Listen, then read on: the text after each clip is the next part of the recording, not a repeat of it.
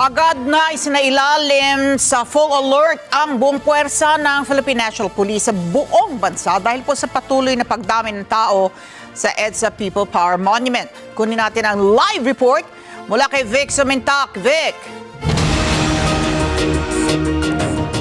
Ali, dito sa National Headquarters ng Philippine National Police sa Campo Crame, patuloy na nakatutok ang pamunuan ng pambansang pulisya sa Central Operations Center ng PNP sa pangunguna ng Directorate for Operations at nakasubaybay si PNP Chief General Jose Melencio Nartatis Jr.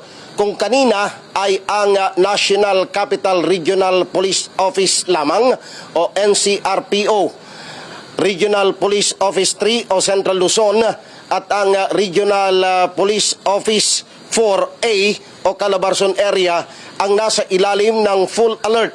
Ngayon naman ay binago na ng liderato ng Philippine National Police na buong bansa na naka-full alert na ang buong puwersa ng Philippine National Police upang agapan ang anumang kaguluhan at mapanatili ang kapayapaan sa buong bansa.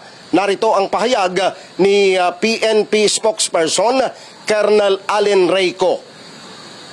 The Chief PNP has ordered all our police units nationwide to be on full alert status. This is to prevent any untoward incident sa lahat po ng areas natin within the country.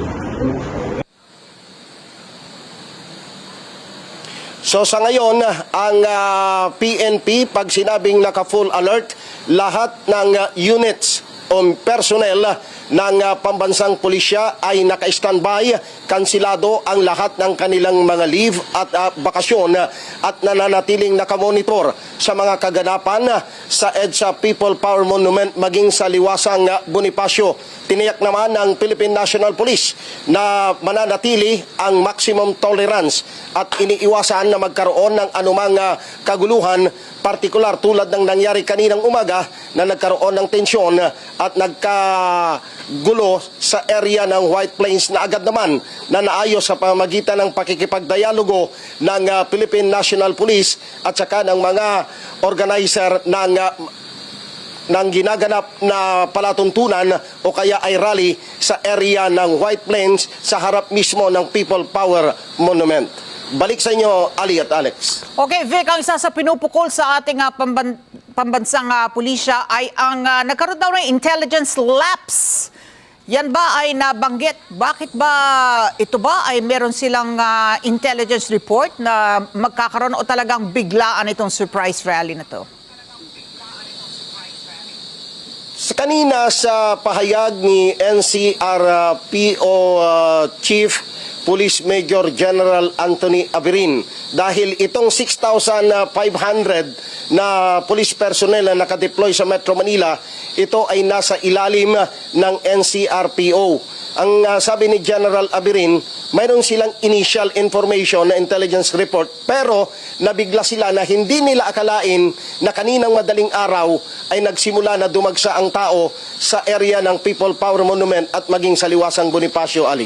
Okay, Vic, isa pa ha, anong pinaghuhugutan ng ating PNP dito sa kanilang pahayag na inaaral nila yung posibilidad na sampahan ng kaso ang mga nasa likod ng protesta?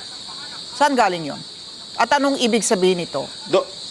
Doon sa pahayag, dahil mayroong, ewan natin, unverified report doon sa Cabinet Cluster on Security ay tinitignan nila dahil isa sa itinuturo nila na butas ay yung kawalan ng permit.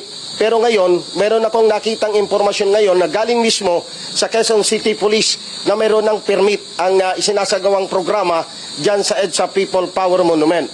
So ina-assess nila ngayon yung sitwasyon dahil doon sa statement na inilabas ng PNP ay makikipag-coordinate sila sa organizer na kung maaari magkaroon ng self-dispersal doon sa crowd na nagtitipon-tipon sa People Power Monument, Ali.